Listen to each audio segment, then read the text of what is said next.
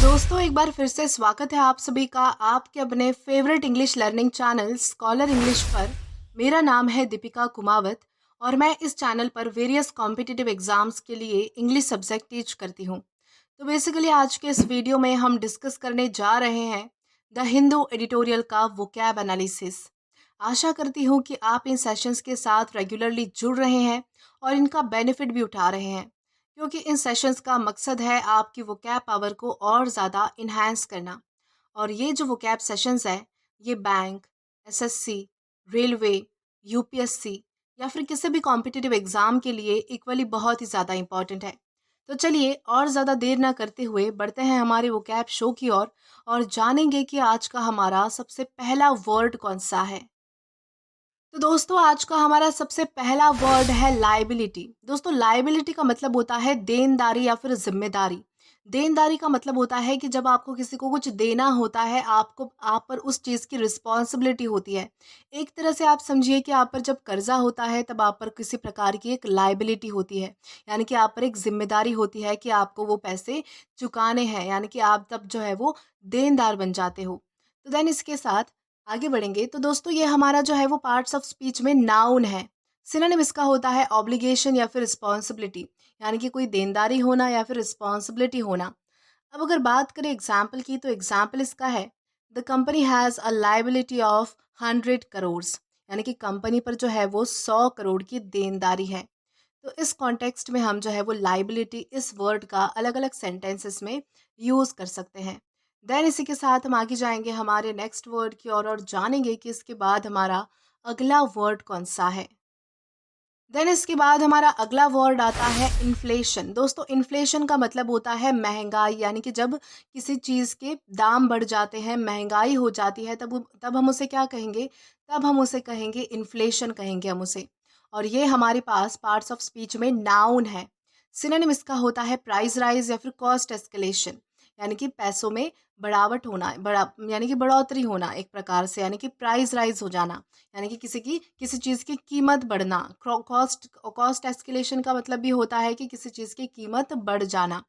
अब अगर बात की जाए इसके एग्जाम्पल की तो एग्जाम्पल इसका है inflation affects the purchasing power of people, यानी कि महंगाई से क्या होता है कि लोगों की जो परचेजिंग पावर है, यानी कि जो खरीदने की जो क्षमता है, वो जो है वो कम हो जाती है या फिर उस पर जो है वो विपरीत परिणाम पड़ता है, यानी कि असर पड़ता है। तो इस कॉन्टेक्स्ट में हम जो है वो इन्फ्लेशन इस वर्ड का अलग अलग सेंटेंसेस में यूज़ कर सकते हैं। देन इसी के साथ हम आगे जाएंगे हमारे नेक्स्ट वर्ड की ओर और जानेंगे कि इसके बाद हमारा अगला वर्ड कौन सा है। देन इसके बाद हमारा अगला वर्ड है प्रिवैलेंट। दोस्तों प्रिवैलेंट का मतलब होता है फैला हुआ या फिर प्रचलित, यानी कि कोई चीज़ जो है वो अभी भी मौजूद होना, कोई चीज़ अभी भी फैली हुई होना, उसे हम कहेंगे प्रिवैलेंट। और ये हमारे पास पार्ट्स ऑफ स्पीच में एग्जेक्टिव है, यानी कि विशेषण है। सिनोनिम इसका होता है वाइड स्प्रेड या फिर कॉमन, यानी कि कोई चीज़ जो है वो फैली हुई होना। अब अगर बात की जाए इसके एग्जाम्पल की तो एग्जाम्पल इसका है corruption is still prevalent in some sectors, यानी कि अभी भी जो है वो कुछ सेक्टर्स में करप्शन यानी कि भ्रष्टाचार फैला हुआ है, यानी कि प्रचलित है। यानी कि आज भी आपको करप्शन यानी कि भ्रष्टाचार देखने के लिए मिल सकता है। तो इस कॉन्टेक्स्ट में हम जो है वो प्रिवैलेंट इस वर्ड का अलग अलग सेंटेंसेस में यूज़ कर सकते हैं। देन इसी के साथ हम आगे जाएंगे हमारे नेक्स्ट वर्ड की ओर और जानेंगे कि इसके बाद हमारा अगला वर्ड कौन सा है।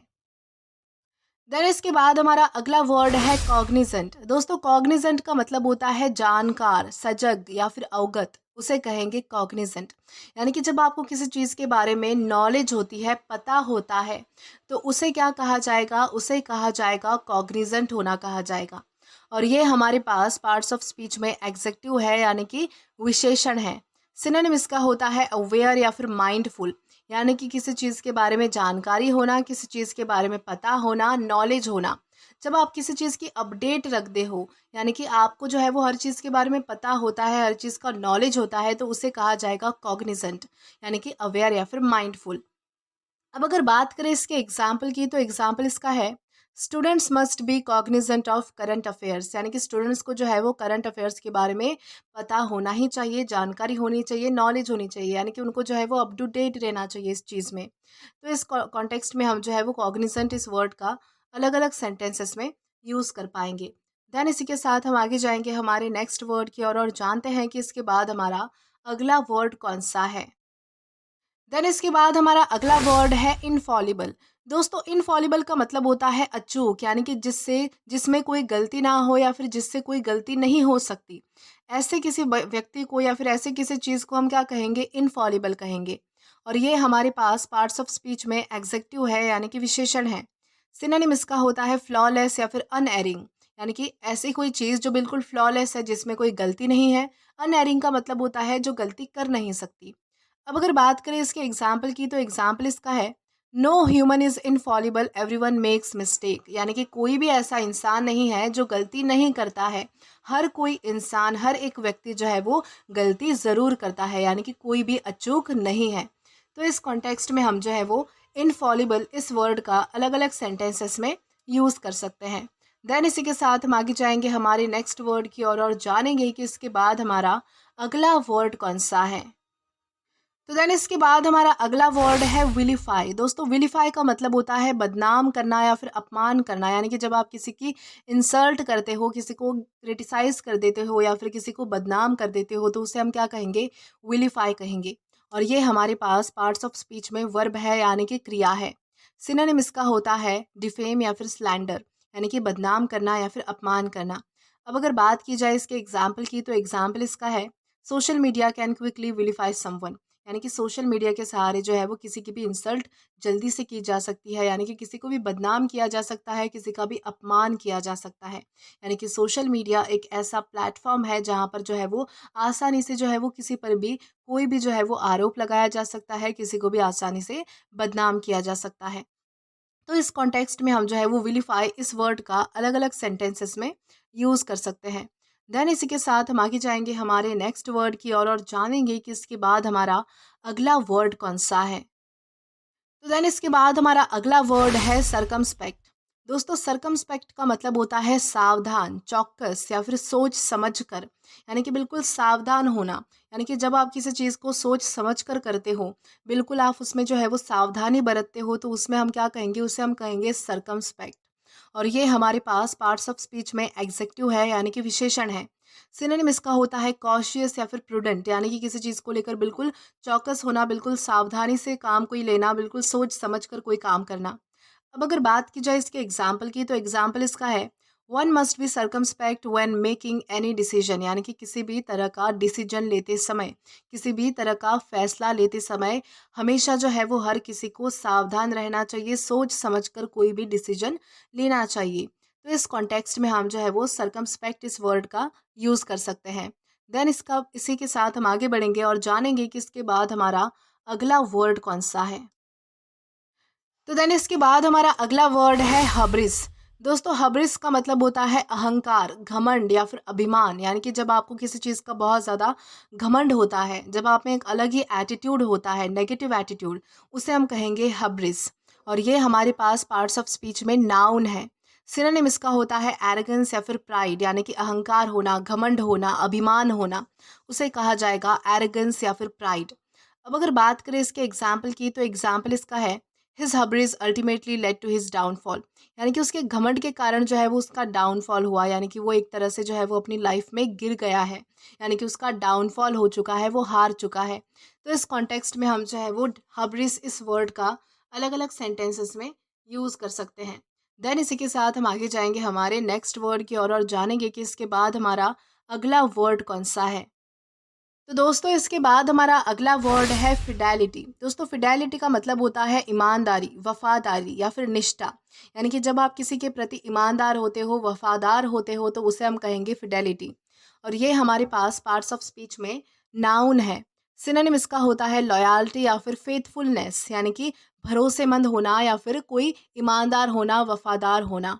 अब अगर बात करें इसके एग्जाम्पल की, तो एग्जाम्पल इसका है the official was praised for his fidelity to public service, यानी कि पब्लिक सर्विस के लिए उसकी निष्ठा और उसकी ईमानदारी के लिए जो है वो उसको, उस ऑफिशियल को, यानी कि उस ऑफिसर को जो है वो प्रेज किया गया, उसकी सराहना की गई, उसकी तारीफ की गई। तो इस कॉन्टेक्स्ट में हम जो है वो फिडेलिटी इस वर्ड का अलग अलग सेंटेंसेस में यूज़ कर सकते हैं। देन इसी के साथ हम आगे जाएंगे हमारे आज के लास्ट वर्ड की ओर और जानेंगे कि आज का हमारा लास्ट वर्ड कौन सा है। देन इसके बाद हमारा आज का लास्ट वर्ड है टेम्पटेशन। दोस्तों टेम्पटेशन का मतलब होता है लालच, प्रलोभन या फिर इच्छा। यानी कि जब आप आपकी कोई काम करने की, किसी चीज़ के प्रति जो है वो आपकी तीव्र इच्छा होती है, या फिर किसी चीज़ के लिए आपके मन में लालच जागता है, तो उसे हम क्या कहेंगे? उसे हम कहेंगे टेम्पटेशन। और ये हमारे पास पार्ट्स ऑफ स्पीच में नाउन है। सिनोनिम इसका होता है सिडक्शन या फिर अर्ज। सिडक्शन यानी कि कोई चीज़ लुभाना, कोई चीज़ जो है वो आपको जब लुभाती है, उसे हम कहेंगे सिडक्शन। अर्ज का मतलब होता है इच्छा होना। अब अगर बात की जाए इसके एग्जाम्पल की, तो एग्जाम्पल इसका है, I felt a strong temptation to eat the cake but I said no. यानी कि मुझे जो है वो केक खाने की बहुत ही ज़्यादा तीव्र इच्छा हुई, लेकिन मैंने जो है वो मना कर दिया, मैंने कहा नहीं, मैं नहीं खाऊंगा। तो इस कॉन्टेक्स्ट में हम जो है वो टेम्पटेशन इस वर्ड का अलग अलग सेंटेंसेस में यूज़ कर सकते हैं। तो दोस्तों आज के लिए बस इतना ही। आज की इस क्लास का पीडीएफ आप हमारे टेलीग्राम चैनल के थ्रू एक्सेस कर सकते हैं। और अगर आपने अभी तक हमारा टेलीग्राम चैनल ज्वाइन नहीं किया है, तो टेलीग्राम पर English with Deepika Kumawat search करके या फिर डिस्क्रिप्शन में दिए गए लिंक के थ्रू डायरेक्ट आप हमारा टेलीग्राम चैनल ज्वाइन कर सकते हो, ताकि आप कभी भी कोई भी नए आने वाले वीडियो से रिलेटेड कभी भी अपडेट मिस ना करें। दोस्तों अगर आपको आज का ये वीडियो पसंद आया है तो do like this video, subscribe the channel and share as much as you can. और अगर आपने इससे पहले वाले वीडियोस नहीं देखे हैं, तो यहाँ पर मैंने एक प्लेलिस्ट प्रोवाइड की है, जहाँ पर आप क्लिक करके वो सभी पहले वाले वीडियोस भी देख सकते हैं और एक्सप्लोर कर सकते हो।